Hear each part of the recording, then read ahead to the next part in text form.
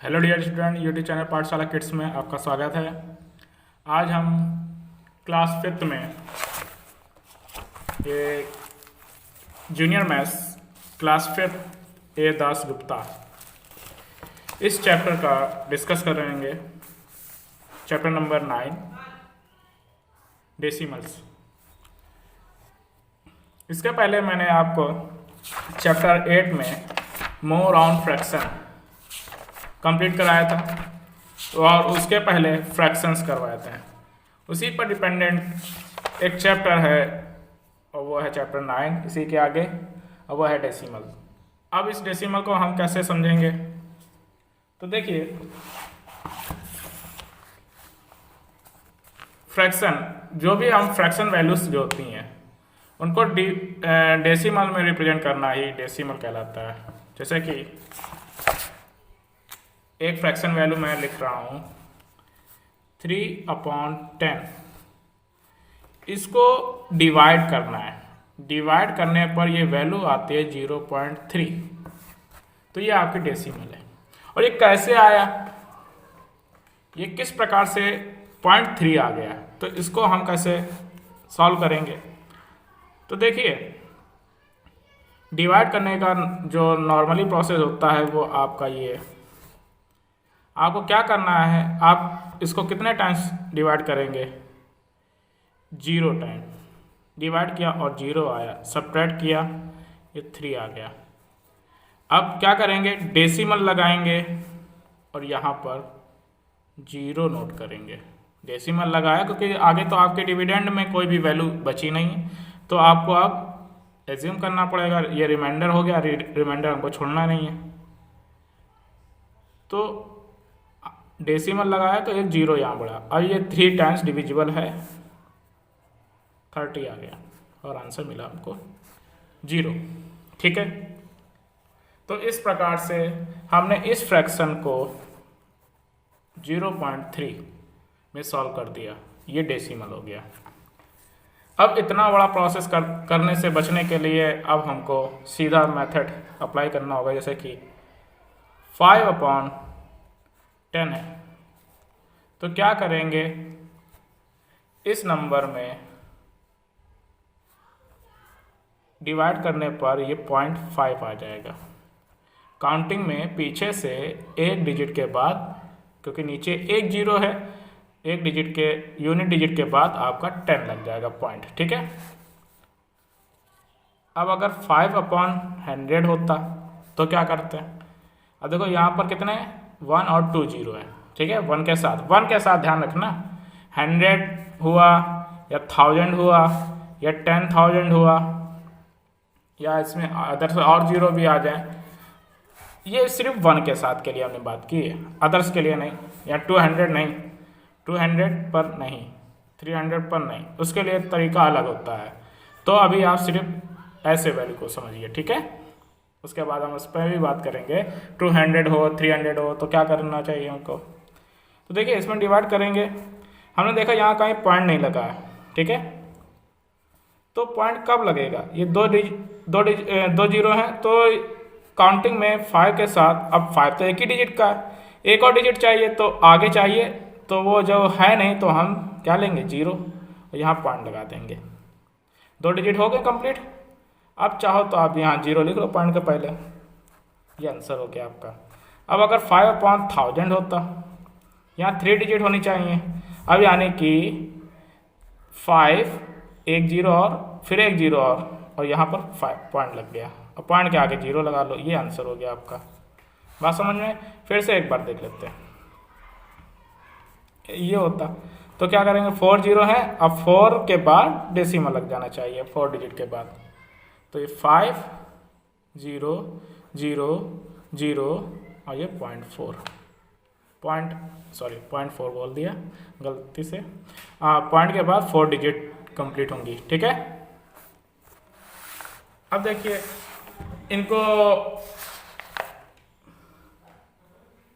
इनके पोजीशंस को देख लीजिए किस प्रकार से इनको,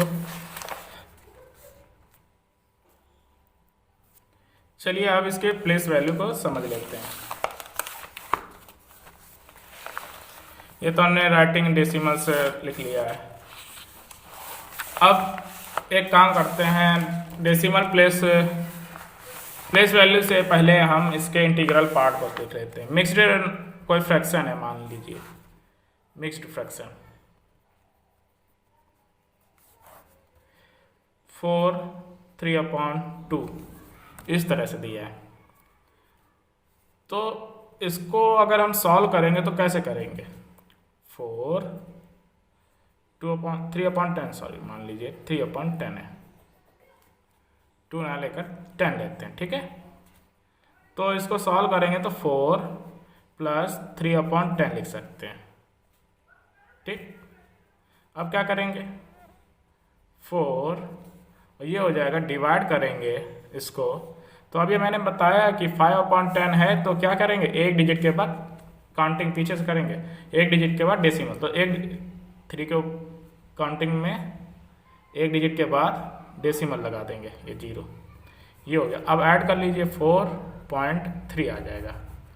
तो देखिए ये जो पार्ट है ये इंटीग्रल पार्ट है। क्या है? Integral part. ये मिक्स्ड नंबर में इंटीग्रल पार्ट है ये, ठीक है।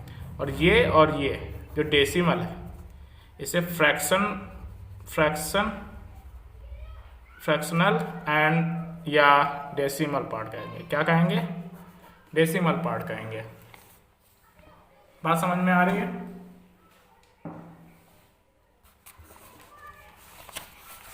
अब आगे चलते हैं, प्लेस वैल्यू इन डेसिमल। आपने पढ़ा है पहले क्या? वंस, टेंस, हंड्रेड को HUND में कर दे रहे हैं, 1000, ये इस तरह से। फिर 10,000 चलता है, इस तरह से चलता है, आपको पता है। यहाँ तक कहीं डेसिमल वैल्यूज नहीं आती। अब डेसिमल वैल्यूज हैं तो इसके बाद जो आता है वो क्या होता है? देखिए एक पॉइंट के लिए छूट जाता है, ठीक है, डेसिमल आ जाएगा। फिर इसके बाद आता है 10th, फिर 100th, HUND और TH लगा दे रहे हूँ, ठीक है।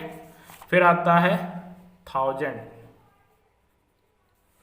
फिर 10,000, ठीक है। इस तरह से TH लगा के बोलने पर। अब इसका मतलब है अपॉन में 10, 1/10, 1/100, 1/1000, ठीक। जैसे कि ये लिखना है,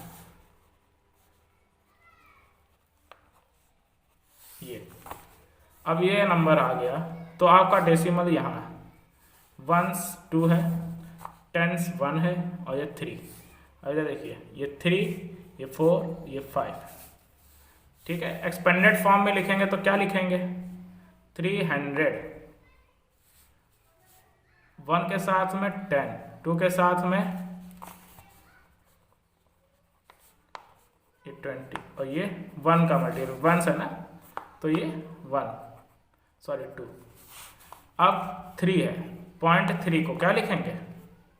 इसमें 1/10 मल्टीप्लाई यानी कि 0.3, 4 1/100 यानी कि 0.04, ये 5 × 1/1000 प्लेस है ये, तो 0.005 इस तरह से एक्सपेंड हो गया है, ठीक है।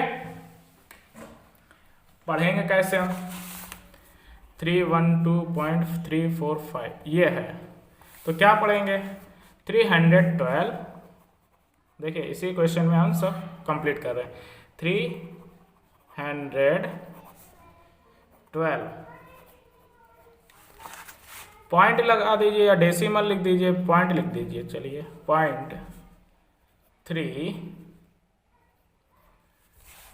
0.345 इतना लिख देंगे, आपका आंसर बिल्कुल सही होगा।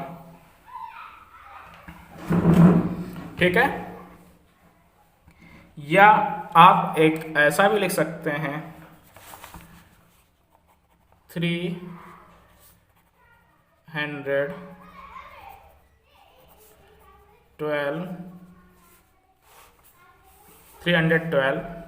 डेसिमल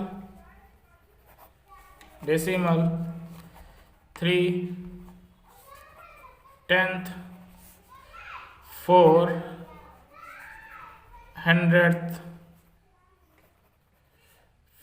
5,000 TH लगाना ज़्यादा ज़रूरी है। इतना कंप्लीट हो गया, या ऐसे कर लीजिए, कोई दिक्कत नहीं है। वैसे जनरली हम इसको यूज करते हैं, इसका नहीं। वैसे ये बिल्कुल सही है, ये भी बिल्कुल सही है, कोई प्रॉब्लम नहीं है। ठीक है। क्या करना है आपको, सिंगल डिजिट रीड करनी पड़ती है। इधर तो हम कंप्लीट रीड करेंगे 312.345। अब कुछ लोग होते हैं 312.345, ऐसे नहीं रीड करना होता, 345 एक। ठीक है। आगे बढ़ते हैं।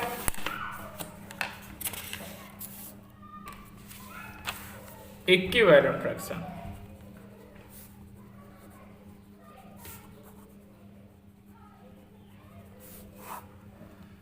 इक्विवेलेंट फ्रैक्शन ये कैसे करेंगे? ये क्या चीज़ है? जैसे कि मैंने लिखा 0.5, इसको क्या लिखेंगे 5/10। ठीक है। अब लिखा 0.50, इसको क्या लिखेंगे? देखिए 5/10 डेसिमल के बाद 10th प्लेस है तो 10 डिवाइड में आएगा। अब 0 प्लस का लगाया, 0 कौन से प्लेस पर, 100th प्लेस पर है तो नीचे अपॉन में 0 आएगा। अब एक और जरा देख लेते हैं, 500 है, ये 0.500, तो 5/10 प्लस 0/100 प्लस 0/1000। अब देखिए कैसा क्या होगा, इसकी वैल्यू जो हुई वो यही आएगी, इसमें वैल्यू तो ये कैंसिल हो गया, ये तो ऐसे ही रह गया, ये भी वैल्यू 0 हो गई, बचा आपका यही। यानी कि ये तीनों आपस में क्या है, इक्विवेलेंट है। रूप बदल जाएगा मगर वैल्यू तो वही है।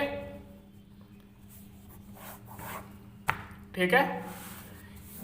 ये आपस में एक दूसरे के इक्वल हैं, इसीलिए इक्विवेलेंट कहलाया है। ठीक है, बात समझ में आ गई।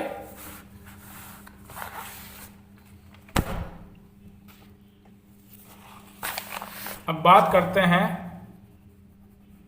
Common fraction. क्या कॉमन फ्रैक्शन? कॉमन फ्रैक्शन क्या होता है? जैसे लिखा मैंने 0.245, ये है, इसका कॉमन फ्रैक्शन लेना है हमको, तो क्या लिख सकते हैं 245। डेसिमल के पीछे कितने, 1 2 3 डिजिट हैं, 0.245 3 डिजिट है, तो नीचे 1 के साथ में 3 डिजिट यूज करेंगे। ये कॉमन फ्रैक्शन है। ये क्या है? कॉमन फ्रैक्शन है। अब इसको आगे चलकर हम सिंप्लीफाई कर सकते हैं, वो जरूरी नहीं है। कॉमन फ्रैक्शन जब तक आपका 1000, 100, 10,000 इस तरह से जो फर्स्ट नंबर आता है डेसिमल हटाने पर, जो फर्स्ट फ्रैक्शन बनता है वही आपका कॉमन फ्रैक्शन है। इसके बाद सिंप्लीफाई लोग कर लेते हैं कि 5 से डिविजिबल है, ऊपर नीचे तो डिवाइड कर लो। अब जैसे कि एक और एग्जांपल ले लेते हैं, ये है, इसको कॉमन फ्रैक्शन लिखना है। कॉमन फ्रैक्शन में तो क्या लिखेंगे 35, डेसिमल हटाने के लिए कितने, डेसिमल के पीछे कितने डिजिट हैं 1 2, तो नीचे 1 के साथ में 2 0, 100 आ गया, यानी कि क्लियर है। अब देखते हैं comparing and ordering decimal number, कि हम नंबर्स का कंपेयर कैसे क्या करते हैं। तो देखिए जैसे कि मैंने लिख दिया है 4.8 एंड 5.3। अब कंपेयर करने के लिए कौन कौन से सिंबल यूज होते हैं? ग्रेटर देन, स्मॉलर देन और इक्वल। ये तीन चीज़ें हैं, ये तीन सिंबल आपके लिए कंपेयरिंग का काम करते हैं। कोई नंबर दूसरे नंबर के साथ में ग्रेटर हो सकता है, स्मॉलर हो सकता है या इक्वल हो सकता है, इसके अलावा कोई और कंपैरिजन में नहीं आएगा। ठीक है, जैसे कि देखिए ये मैंने नंबर लिया है 4.8 एंड 5.3। अब कंपेयरिंग चेक करना है कि मुझे क्या इधर सिंबल लगाना चाहिए, तो हमको क्या करना पड़ेगा, पहला काम है हमारा इन दो नंबर्स के बीच में कंपेयर करना। 4 इज ग्रेटर या 5 इज ग्रेटर। आपको पता है यहाँ पर 5 इज ग्रेटर देन 4, या ये कहेंगे 4 इज लेस देन 5। तो यहाँ सिंबल सीधा सीधा आपको मिल गया, आगे आपको डेसिमल में चेक करने की कोई ज़रूरत नहीं है। तो ये हो गया। अब जैसे कि 4.54 है और 4.53 आ गया। अब आप क्या करेंगे, आपने क्या किया, कंपेयर किया, ये 4 है ये भी 4 है, अभी इक्वल हैं दोनों। ठीक, फिर इसके बाद ये और ये इसको कंपेयर कर लिया, 5 है यहाँ पर भी 5 है, दोनों नंबर सेम है। ये 10th प्लेस है ना, 10th प्लेस में, और इसका भी 10th प्लेस चेक किया, ये भी इक्वल है। अब ये 100th प्लेस चेक किया और 100th प्लेस में देखा यहाँ पर 4 है यहाँ 3 है, 100th प्लेस में देखा यहाँ 4 है, तो ये वैल्यू ग्रेटर निकल कर आ गई, 4 इज ग्रेटर देन 3। तो ये नंबर ही पूरा आपका ग्रेटर वैल्यू आ गया।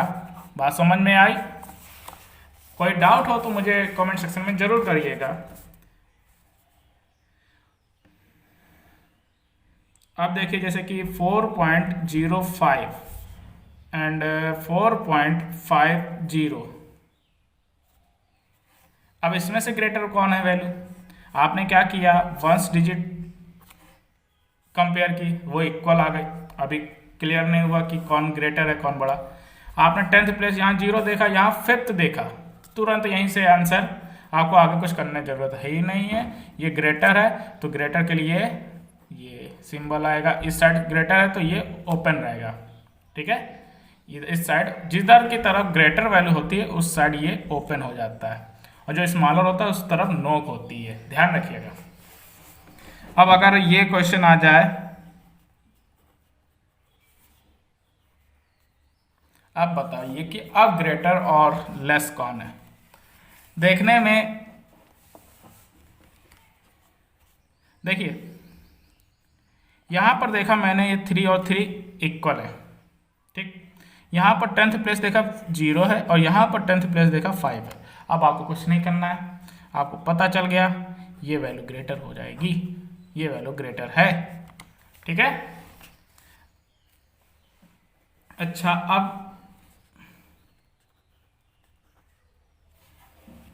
अब क्या होगा, अब इनमें से कौन ग्रेटर है कौन इक्वल है, या इक्वल है ग्रेटर है या लेस है, चेक करना होगा हमको। अब देखिए यहाँ पर और यहाँ पर वैल्यू क्या हुई, इक्वल। 10th प्लेस भी इक्वल है और इसका 100th प्लेस नहीं है, इसका 100th प्लेस क्या है 0, आगे का कोई वैल्यूज नहीं है। तो देखिए ऐसी कंडीशन में हम इसमें 100th 0 ले सकते हैं, 1000th 0 ले सकते हैं, प्लेस वैल्यू 0 ले सकते हैं यहाँ पर कितनी भी। तो 3.5 और 3.50 ये दोनों कैसे हो जाएंगे, इक्वल हो जाएंगे। ठीक है, समझ में आ रहा है आपको? ठीक है, नेक्स्ट इसी प्रकार से अरेंजमेंट भी कर लेंगे। अब चलते हैं